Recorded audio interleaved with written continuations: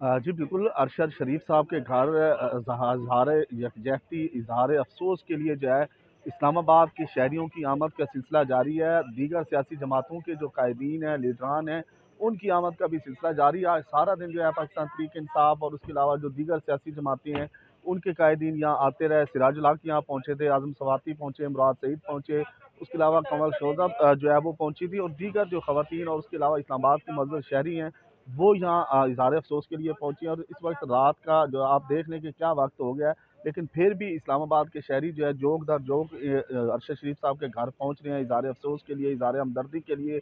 उनका पोस्टमार्टम मुकम्मल हो चुका था और उसके बाद उनकी डेड बॉडी को जो है वो क़ायद-ए-आज़म हॉस्पिटल में मुंतकिल किया गया है और डेड बॉडी जो है अब हमारे ज़राए कन्फर्म कर रहे हैं कि सुबह यहाँ लाई जाएगी और यहीं से फिर सीधी जो है फैसल मस्जिद उनको लेके जाया जाएगा, जो कि 2 बजे उनका नमाज़ जनाज़ा अदा किया जाना है। तो इसलिए डेड बॉडी का पोस्टमार्टम जो है वो मुकम्मल हो चुका है। उसको क़ायद-ए-आज़म इंटरनेशनल हॉस्पिटल में जो है वो मुंतकिल कर दिया गया है। जबकि उनके घर जो है अफ़सोस के लिए जो है इस्लामाबाद के शहरी ख़वातीन व हज़रात की आमद का सिलसिला जारी है। लोग यहाँ आते हैं इज़हार मोहब्बत के लिए, उनकी वालदा से, उनके घरवालों से मिलते हैं और उसके बाद फिर यहाँ रवाना हो जाते हैं। तो जोक दर जोक जो है इस्लामाबाद के शहरी यहाँ पहुँच रहे हैं और बड़े जो है उनके चेहरा जो है वो बड़ा परेशान दिखाई दे रहा है और इस तरह महसूस होता है जैसे उनका अपना कोई जो है इस दुनिया से चला गया है।